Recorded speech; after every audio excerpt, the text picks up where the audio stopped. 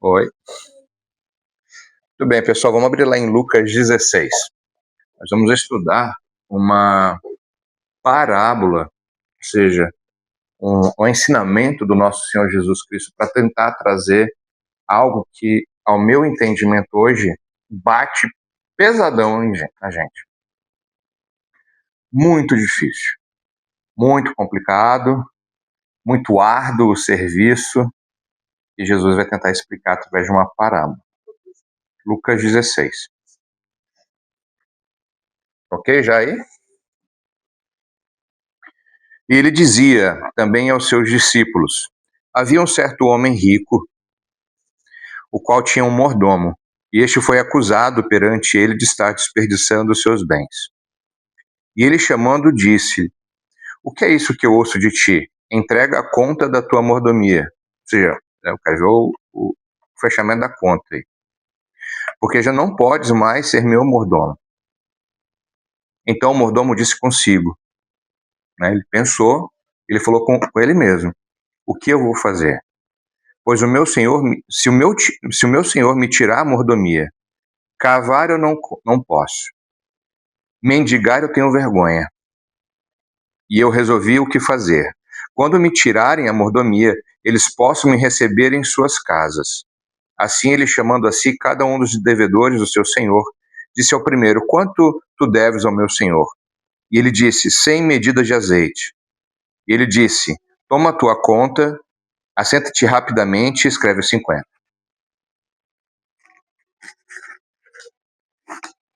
Então ele disse ao outro: e tu, quanto deves? Ele disse: 100 medidas de trigo.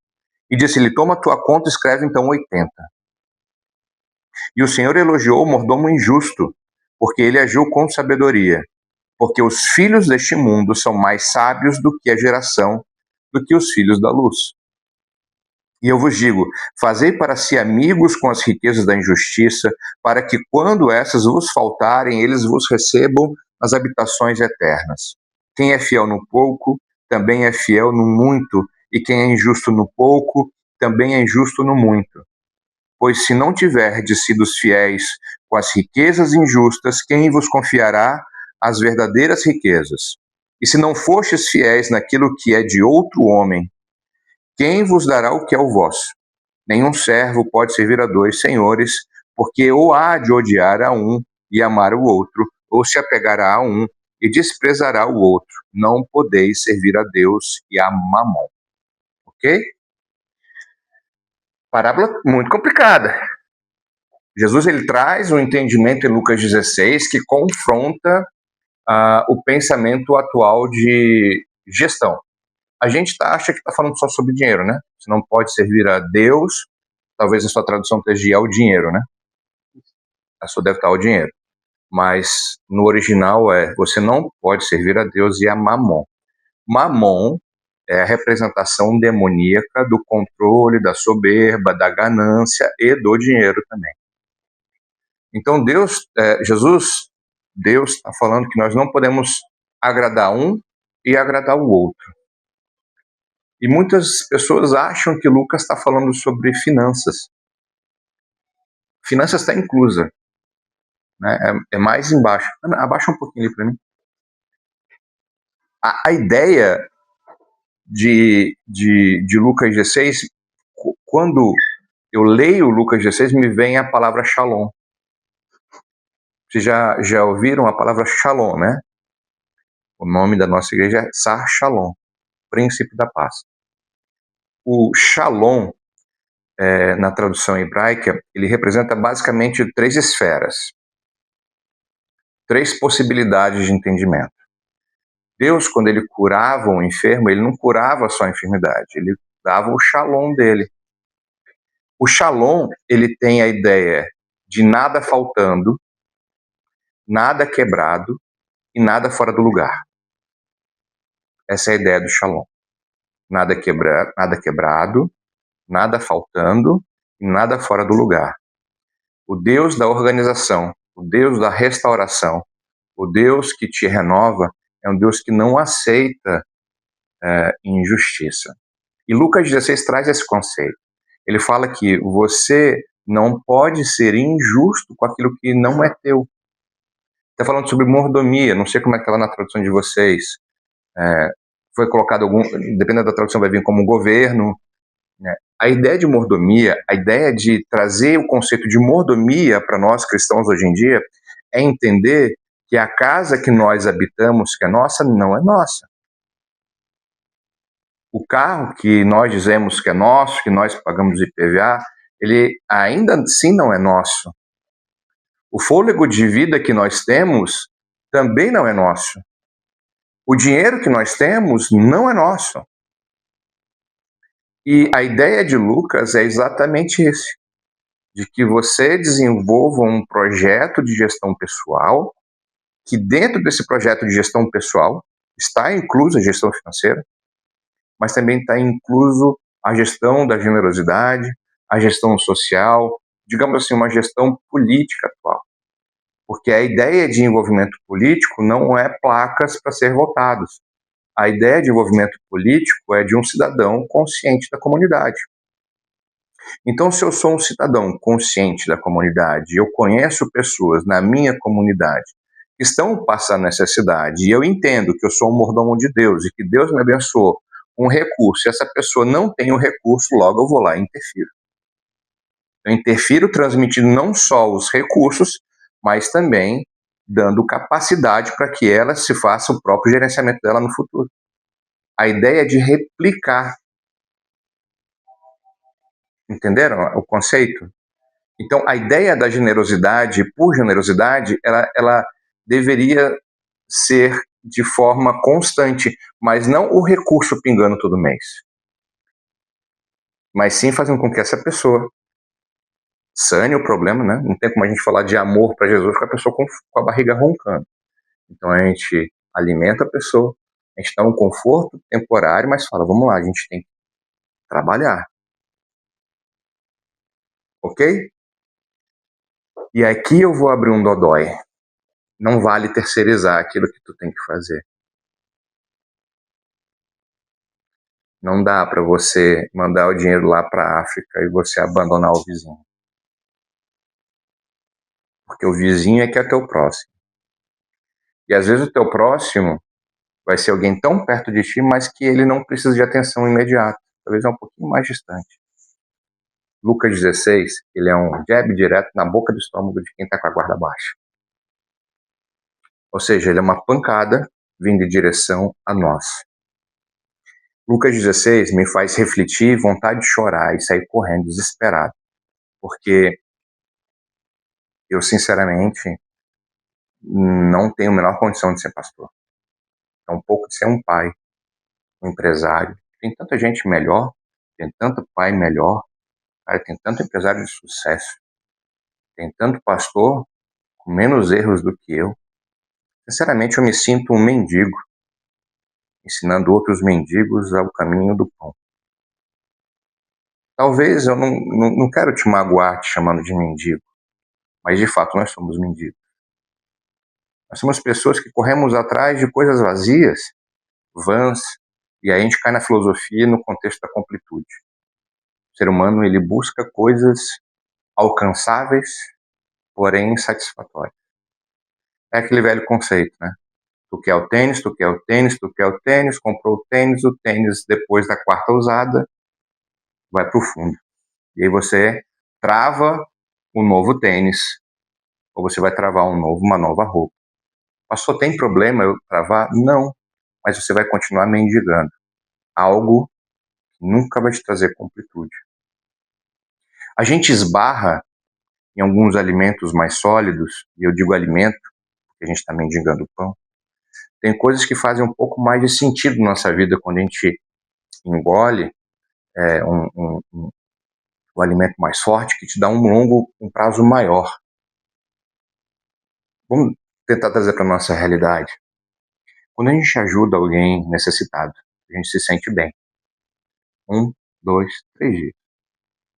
Logo vem as necessidades do mundo, e quando é necessidade do mundo, eu estou falando do seu trabalho, do seu dia a dia, e aí você acaba se esquecendo, porque nós somos forjados hoje em dia a pensar como o mundo quer que a gente pense. E aqui eu vou te trazer Mas que eu não seja bloqueado no YouTube pelo que eu vou dizer depois. Quem já ouviu falar do sal do Himalaia? Sim? Quem já usou o sal do Himalaia, aquele rosinha? Nem todo sal do Himalaia vem do Himalaia. Ele vem do Paquistão. Ele, na verdade, é um fóssil de um sal. É um sal tão velho, há milhões de anos, e tu compra ele como sendo o sal do Himalaia. Na verdade, você está comendo um sal velho. E ele vem com data de validade. Se você não consegue pensar como é que um sal, que é fóssil, por isso que ele é rosa, porque é daquela região do Paquistão normalmente que se tira, a grande maioria, vende-se como do Himalaia, porque é um sal feito nas montanhas, né, com altitude mais puro, né, no gelo, sei lá como vai ter sal lá em cima, tudo bem. A gente é condicionado a entender que aquele sal é melhor. Você foi construído ao longo dos anos por N coisas. Aquele sal é melhor. Eu preciso ter o sal do Himalaia. Se eu não tiver o sal do Himalaia, minha comida não vai ser tão boa, né? Não vou ser gourmet, não vou atingir. E aí quando você come o sal do Himalaia, da próxima vez que for botar o sal do Himalaia, imagina pegar um negócio antigo e, e quebrar na tua comida. Bem, é isso que é o sal do Himalaia.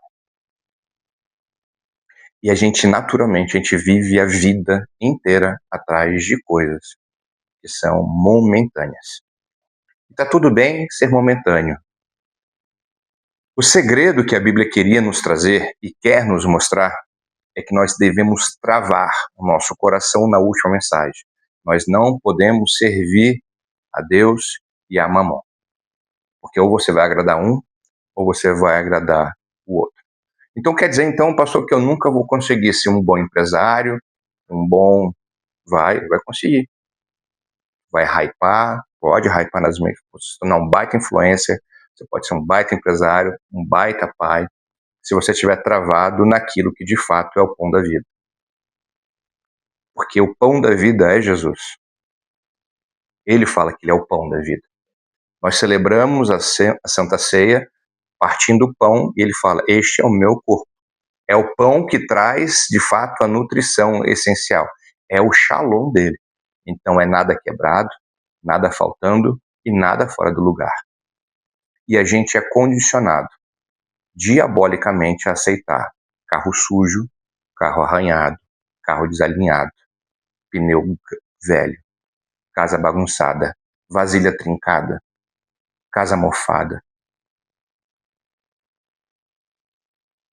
Ontem eu vi um menino com 2 pregos no chinelo. A família tem condição de comprar um chinelo. Mas é que a gente foi condicionado a tudo quebrado, a tudo faltando e tudo fora do lugar. É normal. Casa boa, casa saudável, com criança é tudo bagunçado. Porque é saudável ter crianças. É normal. A minha vida, eu vivo numa metrópole em onde tem muitos carros. É normal estar arranhado. Não deveria ser. Porque você não é o dono daquele carro. A sua casa não poderia estar bagunçada, desajeitada, fedorenta, com mofo, porque de fato aquela casa não é sua. Foi alguém que te deu inteligência, comprometimento e te levou a um ponto que você consegue ganhar aquele valor para ter aquele nível de casa. Não sei se eu estou me fazendo claro. Me sinto um mendigo, correndo atrás de pão.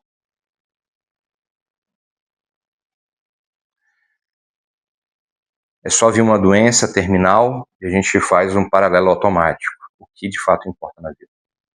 É só você ficar internado 4 dias. O máximo que eu já fiquei internado no hospital, graças a Deus, foi 4 dias.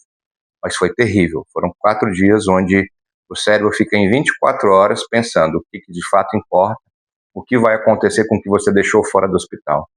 Porque você é tirado. Nem sair do hospital o cara consegue sair sozinho, tem que alguém que assina para ti. Olha que loucura, né? A pandemia me ensinou algo que eu achei que eu era dono de uma empresa. E eu entendi na pandemia que uma canetada do governador fecha as portas da minha empresa, que eu pagava o imposto para poder ter a porta aberta. Falei, não pode mais. É só abrir uma guerra civil, que nem tem acontecido, por exemplo, na Ucrânia, que você não tem mais o direito nem de sair na rua em alguns horários.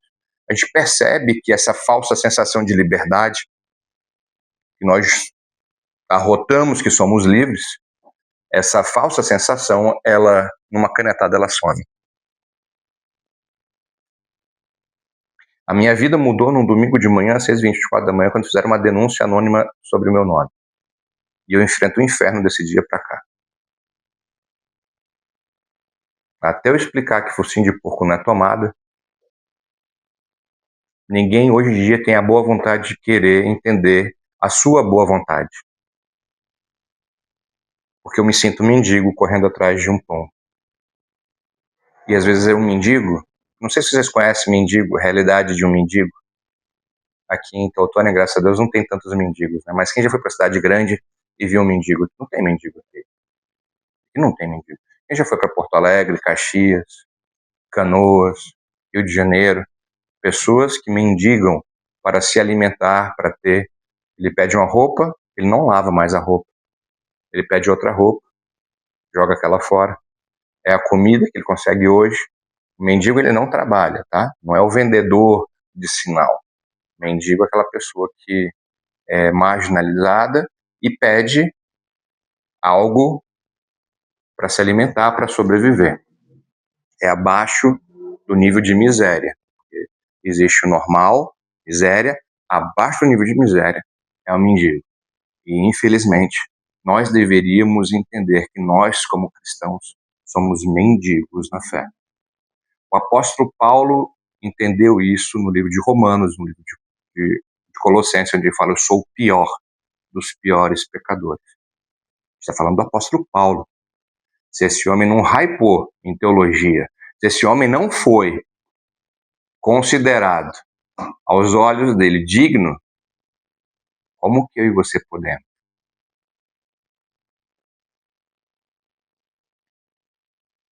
Vocês estão entendendo a complexidade de Lucas 16?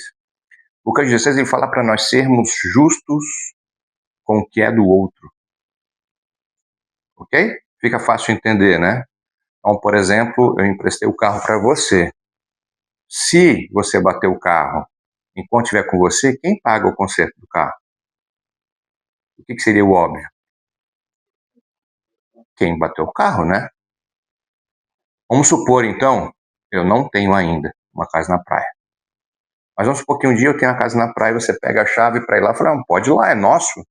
Tá tudo bem, vai lá, né? Pega a chave da praia. Chegou lá, queimou a minha geladeira na tua mão porque você vacilou. Você não fica com aquele sentimento que você tem que ressarcir a geladeira? Alguns têm, outros não. Hã? Alguns têm. Né? Por exemplo, eu te emprestei algo simples. Por exemplo, uma camisa. Você teve frio, te emprestei uma camisa. Você foi comer um hambúrguer, sujou de ketchup, tentou lavar, não deu certo. Você faz o quê? Compra outra camisa. O certo seria. O esperado seria, não é? Não é tão óbvio para algumas coisas? Por que a gente não devolve para Deus o que é dele? O fôlego de vida que é dele. A roupa que é dele. O carro que é dele. A casa que é dele. O teu cognitivo que é dele. A tua sinapse que é dele. A tua beleza que é dele. Por que você não usa aquilo que ele te deu e te encheu para ele? Pastor, como é que eu uso para ele? Não sei, conversa com ele. Cada um tem uma missão. Que cabe no meu bolso, talvez não cabe no teu bolso. Jesus ele não usa o mesmo Ctrl-C e Ctrl-V que todo mundo. Ele curou muito mais que 3 cegos, tá? A Bíblia relata 3 cegos. Para cada cego, o resultado foi o mesmo. Eles voltaram a ver. Mas o método foi diferente. Num foi a fala, no outro foi um cuspe. Tá entendendo a diferença? Então o fato de Jesus me dar 10 mil na minha mão, 5 mil na sua, 1 milhão na sua, ele espera coisas que eu faça com esse valor, com esse valor e com esse valor. Ah, eu vou construir igrejas. Vamos. Não podemos esquecer que é mais importante que a igreja. São as pessoas. 2026 nós estamos congregando na minha casa, na minha sala. E está tudo bem. Mas não é sustentável isso ficar tanto tempo assim. Então, o que fazer quando a gente trava metas? Como gerenciar as nossas metas? E Jesus, em Lucas 16, ele diz algo que me gera... Nossa, eu até falei essa semana no canal Bom Combate. Quem é fiel no pouco, também é fiel no muito. Quem é injusto no pouco, também é injusto no muito. Porque o que Jesus está dizendo, e ele mostra o modus operandi, ou seja, a forma como o reino de Deus funciona aos olhos da palavra de Deus, é de trás para frente. É como você prova no pouco. E quando você é colocado no muito, você amplifica. E eu digo isso para mim é muito claro em relacionamento. Tá namorando, o pau tá quebrando. Tá namorando, o namorado bate na menina, a menina bate no menino. Os dois traem, estou idealizando um relacionamento, né, falho, ok? E aí fica aquela perspectiva, não, quando eu noivar, melhora, que vai ter compromisso, né? A pessoa vai parar de trair. Não. O casamento, ele amplifica o problema anterior. O casamento, ele não conserta nada. O casamento, ele não deveria consertar nada. Você deveria chegar para o casamento 100%. A pessoa deveria chegar no casamento 100% e vocês multiplicarem. E qual é o conceito que a gente faz? Por conta do direito. Tudo que nós temos é 50-50. Não, está errado. Não é 50-50. É potencializar. O relacionamento, sociedade é complicado. Sociedade é um baita campo de aprendizado. Quem já teve sócios aqui? Você tá doido. Isso aí é pedir para ter estresse dia sim, dia sim. Porque tu vai ter que entender a gestão sua, a gestão pessoal sua, a gestão relacional sua, a gestão emocional sua e do outro. E sempre tem que fazer esse negócio funcionar. Pode dar super bem. Mas se tu não tiver o interesse de fazer isso, se você não for fiel no pouco, o que é o pouco? Você primeiro. Seja fiel no pouco, que sobre o muito eu coloco. Se você não se entende, se você não seria o seu fiador, tem gente que fala assim, eu não confio nem em mim. Como é que Deus vai te colocar para coordenar outra pessoa? Mas, pastor, o mundo está cheio de governantes, de líderes, que não valem o que comem. Quem falou que foi Deus que colocou? Porque o diabo também, ele prospera. Sabiam disso? É só você pagar o valor que ele cobra. Simbólico. Sua alma. E aí você vai prosperar o tanto que você quer. E aí, como você não foi fiel no pouco, você não passou no nível 1, ele te lança lá no nível 100, quando está no nível 100, você não sabe o que fazer. Você é injusto no pouco, você vai ser injusto no muito. Porém, se você for fiel no pouco, quando você tiver muito, você não vai cair. Vou dar o nome de 2 influenciadores das finanças, que vale a pena você seguir, vale a pena vocês comprarem cursos dele, não ganho nada. Vou falar com ressalvas, porque eles não são plenos, tá? Bruno Perini, para mim, é um dos mais conscientes que existe atualmente. E tem o Thiago Nigro também. Eles ensinam você a aprender gestão básica, antes de investir. Você acha que alguém está ouvindo eles falar isso? O pessoal só ouve a segunda parte, investir. Esses dias me ligou um guri assim, eu quero virar faixa preta. Eu falei, maravilha, se matricula, começa a treinar. Mas se eu treinar 2 vezes por semana, em 2 anos eu viro preta? Provavelmente não. Mas quanto tempo eu tenho que treinar para virar preta? É que o preta, eu tentei explicar para ele, tudo que eu tentava explicar, ele perguntava, e se eu fizer 3? Ele não entendeu que ser preta significa falhar inúmeras vezes, em quase todos os movimentos, ressignificar as falhas, superar as suas falhas e aí se torna preta. Ser faixa preta não significa ser extraordinário em todos os movimentos. Significa o caminho, e isso vai dar errado. faixa preta de jiu-jitsu, quando ele vai lutar, ele sabe de antemão quando o cara encaixou, passou, botou o braço, tem 2 joelhos aqui, ele fala, vai dar ruim, vai pegar. O cara tá nas costas, passou a mão, se você não bloquear, o cara fala o quê? Ih, peguei um batalhão. Não é porque ele é bom, não é porque ele é extraordinário, não é porque ele tem visão além do alcance, não é porque um espírito falou para ele, ó, ou você sai ou vai ter que pagar. Não, porque o cara foi experimentado. É através da falha, da ressignificação da falha, que você evita errar e você começa a ter vitórias. Pequenas vitórias. E aí você vai fazer o que com essas pequenas vitórias? Tem alguns faixas pretas aqui hoje. Eu sempre falava assim, eu falava mais no início do que eu falo hoje, porque hoje eu tenho mais preguiça de falar, sinceramente. Eu tenho preguiça hoje em dia de ensinar quem não quer ouvir. Eu falava assim, o campeão, ele não é aprovado quando ganha. Olha que loucura, olha que dicotomia que eu tô falando. Como assim? O campeão, ele é aprovado quando ele perde. Porque se o cara tem um sangue de campeão, se ele tem fome de ser campeão, quando ele perde, ele baixa a cabeça, volta e treina mais. E ele entende que o cara só ganhou dele porque ele treinou mais que ele. Se ele entende a matemática e treina mais, vai chegar um ponto que aquele adversário que um dia ganhou, não ganha mais. Aí ele vence o cara. Não, ele venceu a ele mesmo. Porque ele baixou a cabeça quando ninguém baixa, ele treinou mais do que os outros e ele ganhou dele mesmo. Aí ele foi lá e só mostrou. Deu sorte. Né? Deu sorte, né?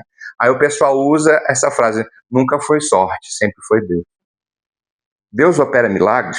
Total. Deus, ele pode fazer milionário noite pro dia? Pode até te fazer trilionário. Milionário é pouco, pensa no número maior. Ele pode. De N formas possíveis. Um bom negócio, uma boa sociedade, um bilhete premiado, alguém que morreu que te despejou uma herança, né? Um pix errado, absurdamente alto. Pode, Deus pode, Deus é o Deus, ele faz o que ele quer. Mas ele opera desse jeito na maioria das vezes? Não. Ele opera, parece que fazendo a gente errar, e ele espera que a gente ressignifique os erros. Aí existe. Eu vou trocar a palavra ressignificar. Pode ser? Eu vou trocar para uma palavra que a maioria já não gosta mais de ouvir dentro do mundo da igreja. Se arrepender. Significar significa se arrepender. Você se arrepende do que tu fez de errado. E você fala, eu vou me esforçar para não errar de novo. E aí esse é o grande lance de Lucas. Lucas, ele foi tão feliz quando ele diz o seguinte, ó. Ele diz o seguinte, ó.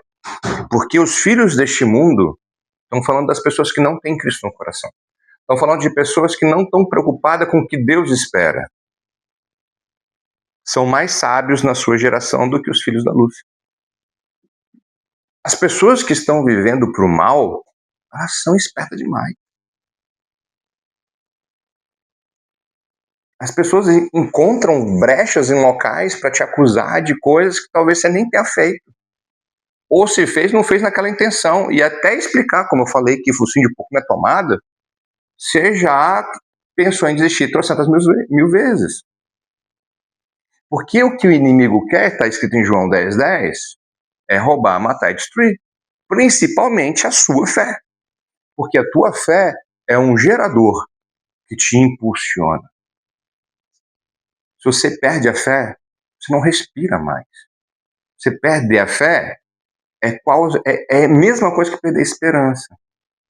Uma pessoa que perdeu a esperança de viver, ela tira a vida dela. Só que a vida não é dela. A vida é de Deus. Tá entendendo como as coisas vão voltando para o princípio básico de que se tu pegou a minha camisa e sujou, tu tem que me devolver de volta? Se Deus me deu a vida, eu tenho que fazer essa vida valer a pena. Eu tenho que experimentar o melhor dessa vida, não é ficar de braço cruzado, sentado, esperando o bom dessa vida vir. Eu tenho que me esforçar.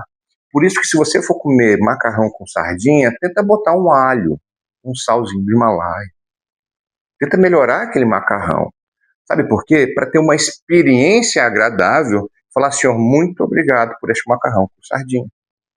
E aí, quando você estiver comendo ovas daquele peixe lá, do espurjão. O peixe é um espurjão. Acho que é espurjão. Se alguém tiver, depois pesquisa e me corrige. É esse peixe específico, lá naquele mar geladíssimo, que produz esse tipo de ova, chamado caviar. Quando você estiver comendo aquele trem, mesmo que ele tenha um sabor de terra, você fala assim, obrigado pela experiência, não quero repetir, mas obrigado pela experiência por estar. Eu lembro que eu já comi lá sardinha, o atumzinho, aí melhorou, né? A sardinha, aí melhorou para o atum, aí veio uma tilápia, aí apareceu uma carnezinha no meio do caminho, né? Uma ponta de peito, aí daqui a pouco aparece um pouquinho de entrecô, as coisas vão melhorando. Mas se você esquecer o caminho e a origem, você não consegue ser grato. Você não vai ser fiel quando você for colocado no muito. E aí eu disse no Bom Combate, cuidado. Muito cuidado com o que você pede para Deus. Senhor, me prospera. Ô pastor, como assim? Ué, se você não é fiel com a tua carteira, como é que Deus vai te prosperar? Você vai perder e vai se machucar. Vamos pegar o cara que me ligou que queria faixa preta. Tem pessoas que com R$ 1.800 hoje já está um pouquinho mais caro. Vamos botar 2.000. Compra preta. O cara vai botar a preta na cintura e vai entrar na academia sendo faixa preta. Faixa branca vai triturar ele. Entendeu? Ele vai voltar para casa e quê? Alegre ou triste? Ou na cabeça de alguém que comprou a faixa preta, comprei a preta, botei a preta na cintura, entrei na academia e acho que vai ser, né? Vou fazer acontecer. Vai fazer acontecer? E vai voltar para casa chorando, né?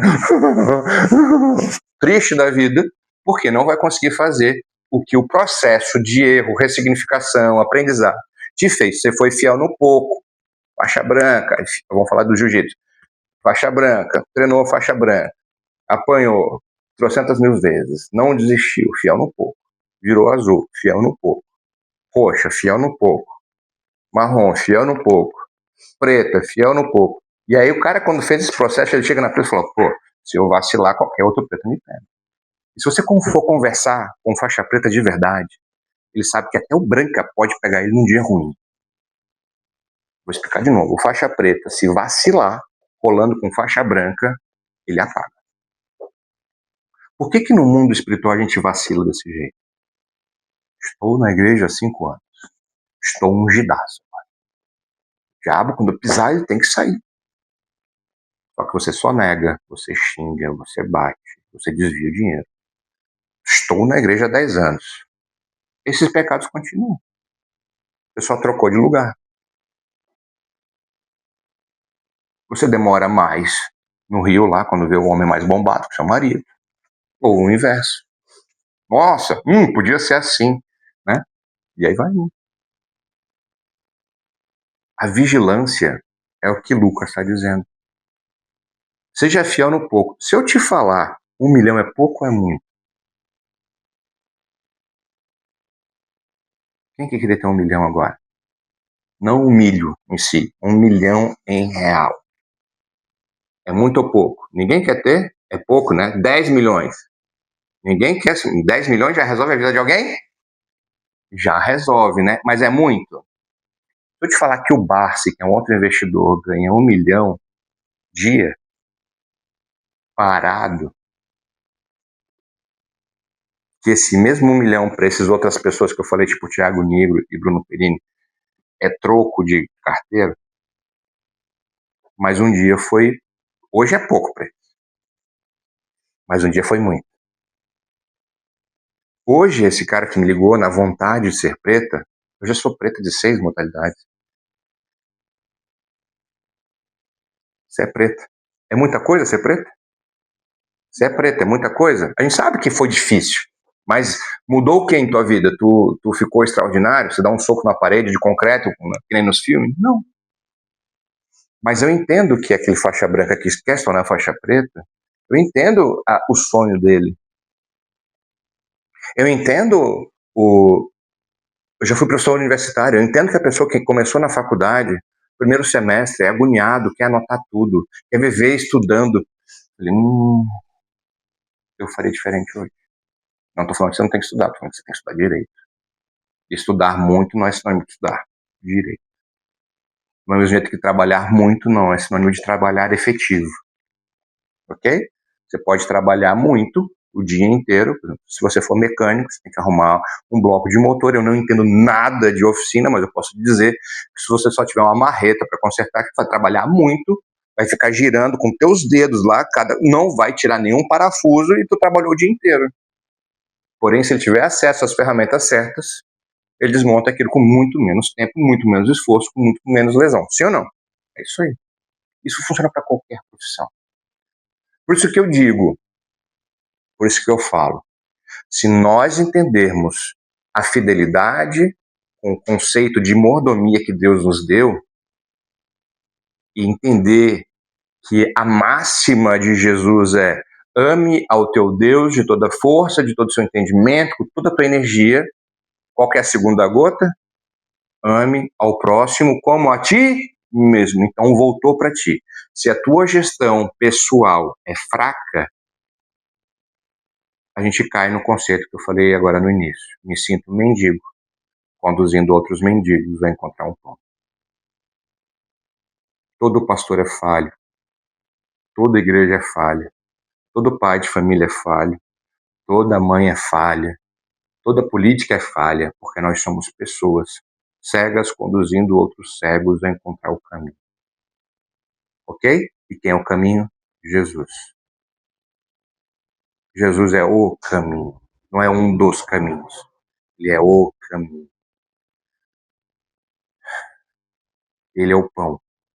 Ele é a fonte de vida. Ele falou para aquela mulher samaritana, em Samaria, ao sol de meio-dia: mulheres, se tu soubesses e vieres a mim, eu sou aquela fonte de água viva. Jesus é o único que descedenta a sua sede desértica. A sede desértica que Jesus fala, essa sede que nós estamos constantemente buscando, é a incompletude que a filosofia fala. Que o ser humano, ele vive a incompletude final. Nós nunca estamos plenos, plenamente satisfeitos. A gente sempre quer mais e quando encontra mais, a gente se frustra. Aquele mais não te saciou. Um filósofo chamado Clóvis de Barros Filho, ele fala que ele criou a teoria da pamonha. Já ouviram falar? Ele falou que estava. Eu não lembro o conceito, mas eu vou tentar sintetizar para você. Eu não fazia do escopo da pregação de hoje, mas veio na mente, então vamos tentar falar. Ele disse que, imaginando, ele falou que ele estava descendo a rodovia com fome, muitas horas sem comer, ele estava com fome, um desejo de comer pamonha. Meu Deus, e aquela pamonha, porque ele sabia que mais à frente na rodovia tinha pamonha. Ele queria comer aquela pamonha, porque deu vontade de comer pamonha. O negócio dele era pamonha. Então ele aguentou mais a fome dele até chegar num lugar que vendia pamonha. Quando ele chegou lá, falou: me vem a pamonha. Ele falou: nossa, que pamonha maravilhosa, essa pamonha é tudo da minha vida. Eu, por mim, eu comia pamonha o dia inteiro, manhã, tarde, noite, porque ele tinha fome e ele queria pamonha. E aí ele falou: eu comi essa pamonha de lamber os garfos assim. Ele falou: me vê a segunda pamonha. Ele falou: gente, a segunda pamonha já não caiu tão bem quanto a primeira pamonha, porque eu já não aguentava mais a pamonha. A terceira pamonha já era da vontade de embrulhar o estômago, porque aquele amor platônico pela primeira pamonha se foi na segunda pamonha e agora eu já queria o banheiro em vez da pamonha. A incompletude gerada sem Jesus é assim. Por isso que Paulo, o apóstolo Paulo, o apóstolo dos gentios, falou que ele era o pior de todos os pecadores, porque ele entendia que nós somos falhos, mendigos, mendigando. Por favor, me dá um pouquinho de atenção. A gente fica olhando para o cônjuge falando: me dá um pouquinho de atenção. Nós não deveríamos precisar dessa atenção. Nós deveríamos precisar de Deus, de Jesus. Por favor, chefe, reconhece o meu trabalho. Nós não precisaríamos desse reconhecimento porque você executou o seu trabalho certo. O seu chefe te pagou o valor adequado e combinado e estava tudo bem, mas você precisa do tapinha a mais para validar uma falha emocional que você tem. Então você não consegue, e quando digo você, me coloco no lugar, nós não conseguimos nos amar, porque nós não nos reconhecemos. Nós sequer identificamos as emoções. Nós confundimos raiva com fome. Quem é casado, o incêndio que eu estou falando. Se a tua mulher tiver fome, ela se enraivece, quer te esgoelar, começa a tremer, e aí você dá uma comida para ela, e aquilo se desfaz. E ela fica o ser mais doce do mundo, e ela ainda te chama de bipolar. Tripolar, né, aqui no sul. Mulheres não se sintam assim, mas os homens também. Os homens, às vezes, quando não sabem o que fazer, eles empurram um prato, batem uma porta, mas a raiva às vezes não é com você. Tá errado? Os dois lados estão errados. Mas tá errado porque a gente não reconhece as emoções. Se nós não reconhecemos as emoções, como que você vai reconhecer os filhotes das emoções, que são os sentimentos? Sugestão de filme para vocês começarem a aprender as emoções divertidamente. É que elas são as emoções. Tem vários sentimentos que partem daquilo. Entendeu? Alegria é uma emoção, sim ou não? Tem alegria? Felicidade está lá no Divertidamente? Não, porque felicidade é entendido como sentimento que vem da alegria. E felicidade ela é temporária.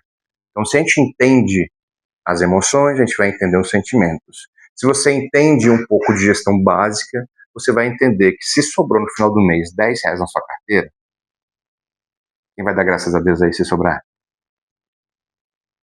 O erro tá que sobrou só 10. Deveria ter sobrado mais, porque você não poderia ter comprometido tanto assim. Se sobrou só 10 no final do mês, significa que você falhou na gestão básica da matemática ou aconteceu algo inusitado, uma doença, uma fatalidade, uma tragédia, e você precisou ter o aporte. Mas se não teve essa necessidade, porque você não vai conseguir sustentar, gastar 95% do seu salário durante 5 anos, você vai infartar. Mas a culpa não é de Deus. Talvez nem seja do diabo. Talvez seja uma má gestão, uma má administração. Porque você não está sendo fiel no pouco. Então, cuidado quando você pede prosperidade. Você já destravou? Já desbloqueou a tua carteira? Já consegue celebrar, honrar os seus compromissos, ser generoso com quem precisa, ter uma reserva, fazer pequenos investimentos? Você consegue dormir tranquilo sabendo que não está devendo ninguém? Eu estou falando de finanças. Agora vamos falar do corpo. Você consegue amarrar o teu cadarço sem infartar? Tem gente que não consegue mais amarrar o cadarço. Está tão cheinho, por isso que sobrou os 10 pila lá, comeu o que não deveria, cresceu um pouquinho, não consegue mais ter mobilidade para amarrar o cadarço. Você consegue subir 3 lances de escada sem infartar? Você consegue dar um pique de 500 metros sem infartar? Você consegue levantar os braços atrás da cabeça para coçar a sua nuca? Você já desbloqueou a mobilidade básica? Você já desbloqueou a tua flexibilidade, o teu sistema cardiorrespiratório? Já está bem? Não estou falando de atleta, estou falando de você conseguir viver. Infelizmente tem gente que é presa no próprio corpo. Do mesmo jeito que tem gente que é presa nas próprias finanças. Eu te pergunto, se você não é fiel no pouco, como que Deus vai te colocar no muito? Estou falando de Deus. Porque Deus, ele ungiu Davi enquanto pastor. E enquanto pastor, Davi continuou sendo pastor, ungido rei. Tinha promessa na vida de Davi. Mas Davi não foi colocado de imediato no reinado. Mas quando ele chegou como rei, ele conseguiu desenvolver um bom reinado. Não foi perfeito. E ele sabia que ele não era perfeito. Ele sabia que ele precisava confiar em Deus. E as falhas de Davi eram falhas de quem queria aprender. Eu errei, Deus. Me perdoa. Vou pagar o preço do erro, mas eu não vou repetir de novo. E ele se esforçava para não repetir. Por que a gente parou de fazer isso? Por que a gente para de ler a palavra de Deus? Por que a gente para de ler a palavra de Deus e falar, Deus, está falando comigo? Quando eu leio Lucas, e Lucas está falando de um mordomo que foi injusto, e ele fez com que o cara que estava devendo 100 botasse 80 e o que estava devendo 50 botasse 30, não lembro direto do número, mas era mais ou menos isso. Ele está dizendo o seguinte: a tua dívida comigo é de 100 reais, bota aqui 80. Porque tu vai ficar me devendo 20 de boa vontade. E quando eu sair do meu emprego, porque ele vai me tirar a mordomia, eu tipo vou na tua casa e vou jantar e você não vai me cobrar porque eu te fiz economizar 20 pila.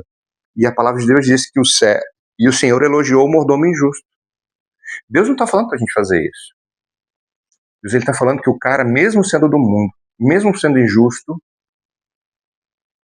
mesmo ele se esforçou. Deus está falando sobre o esforço de nós entendermos a dependência dele, da fome dele, porque ele quer te alimentar.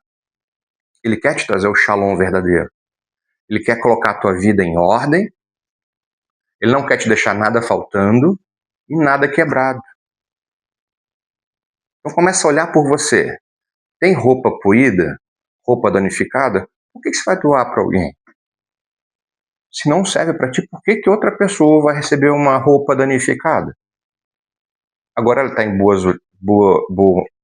bom aspecto, ela está boa para você, mas ela ficou curta, aí sim você pode ofertar na vida de alguém.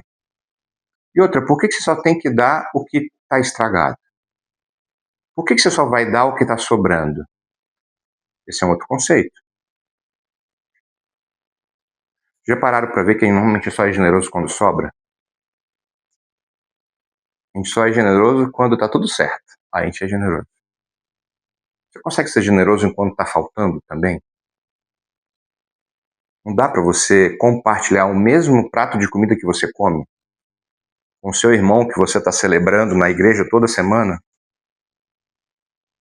Quando você for comer uma picanha, chamar aquele cara que está há algum tempo para você comer picanha, ou um franguinho, né? Fazer um costelão de frango, um cara. 12 minutos, né? Tenho 12 horas para o costelão, tenho 12 minutos para costelão. Essa questão da fidelidade com pouco, ela começa contigo. Se você não se amar, se você não se empoderar, se você não desenvolver a tua psique, eu não gosto de ler, não tem a ver com gostar. Tem a ver com que você criar sinapses neurais melhores, pensar mais rápido, entender mais. Ninguém melhora a psique se não lê. Aí o cara faz uma biografia, ele botou lá, 80 anos espremido num livro. Aí tu foi lá, outra biografia. Aí tu leu 10 biografias. Você tem noção do poder disso? Você aprendeu que o cara demorou 80 anos, o cara botou só a nata no livro dele. E tu não para ler. Sabe o que vai acontecer? Você vai tropicar no meio de um caminho do que um negócio que o cara podia ter lido lá no livro dele. Ele falou, ó, não trai tua mulher. A Bíblia é um relato de biografias. A biografia de Davi, a biografia de Salomão, a biografia de Abraão. Tem a biografia de Moisés. Tem todas as biografias. Tem pessoas atuais que fizeram grandes biografias. A gente não gasta tempo com isso, não é? A gente não investe tempo nisso. Como que você vai pensar mais rápido de forma proativa, mentalmente? Amém? Então, pessoal, não pense que as dificuldades estão só para os de fora. As dificuldades estão com os de dentro. Paulo entendeu isso. Paulo, durante muitos anos, ele sofreu pelos erros dele. Sofrendo os erros dele. E sempre ele trazia à memória os erros dele. E falava, eu sou o menor dos discípulos. Em outro momento ele falava que eu sou o menor dos servos. Eu sou o pior de todos os pecadores. Porque ele sabia que Deus tinha uma expectativa na vida dele. E eu não sei você. Enquanto, se eu estou falando o que estou falando hoje para vocês e está causando pensamentos, há salvação. Porque no dia que você perceber que não faz mais mal e que Deus não tem uma expectativa em cima de você, poxa, que dia triste esse. Ele tem expectativas imensas em cada um de nós aqui, em áreas diferentes. Pode ser até áreas parecidas, mas de formas diferentes. Porque, como eu falei, o bolso de cada um é diferente. O bolso, estou dizendo, a estrutura, O corpo de cada um é diferente, apesar de termos o mesmo espírito de vida. Ninguém é melhor do que ninguém aqui. Nenhum pastor é melhor do que você. O pastor é só outro mendigo que conseguiu um pouquinho mais de pão e está compartilhando. Nem o pão o mendigo tem para dar. Ele está falando, vai lá que tem pão. Tá entendendo?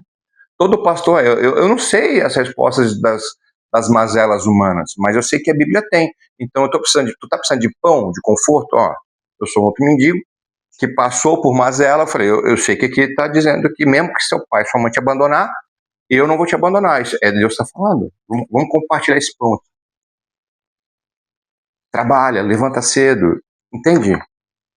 Lucas 16, como eu falei, é um tapa na cara para acordar. Um pai ou uma mãe, quando ele corrige os filhos, falando um pai ou uma mãe, não um protótipo de pai e nem protótipo de mãe. Quando um pai e uma mãe de verdade corrigem um filho, essa correção é para aprovação e crescimento. Protótipo de pai não. Tem pai que espanca filhos, tem que ser preso. Protótipo de marido e protótipo de esposa não é referência. Um bom esposo, uma boa esposa, aliança, uma boa casa. Protótipos não. Mas o protótipo pode se tornar um? Pode. Sim ou não? Uma pessoa má pode se transformar numa pessoa boa? Você não se transformou? Se você se transformou, se eu me transformei, qualquer um se transforma. Desde que tenha o quê? Fome. Se nós temos fome, se nós temos sede, o pão da vida que é Jesus e a fonte de vida que é Jesus, o caminho é com ele, ele falou que ele é o caminho. Bem, então fechou tudo. É tudo aqui dentro. Aí você pode compartilhar um pouquinho do que você sabe aqui com ele, e ele também. E assim nós vamos crescendo. Amém? Mas se nós perdermos a referência de quem um dia nós fomos, que um dia nós fomos estagiários, quando você for empresário, você vai cometer os mesmos erros do estágio. Thomas Edison, ele diz assim, ó, eu não errei 1000 vezes. Eu descobri 1000 formas diferentes de acertar. Quer dizer, 1000 formas diferentes de não dar certo. Perspectiva diferente para a mesma coisa. Eu não errei 1000 vezes. Eu descobri 1000 formas de que não dá certo. Porque se ele não pensasse assim, ele teria parado na 30ª, né? Por que pessoas param antes de se tornar faixas pretas? Porque ela desiste, porque elas não têm esse pensamento. Por que o cristão falha e vai para o mundo, né? Como é que a gente chama? Como é que é? Desgarrado? Não, é desviado. Por que o cristão se tornou desviado? Porque ele perdeu a fé, perdeu a fome. E a gente culpa ele. Ah, um desviado.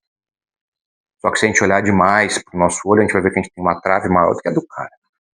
Foi onde Jesus falou, cara, não julga o fulaninho, porque tu tá olhando o cisco lá, mas tu tem uma trave no teu. Pastor, então nunca posso julgar nada. Você pode julgar a luz da palavra. Mas antes disso, olha o teu. Amém?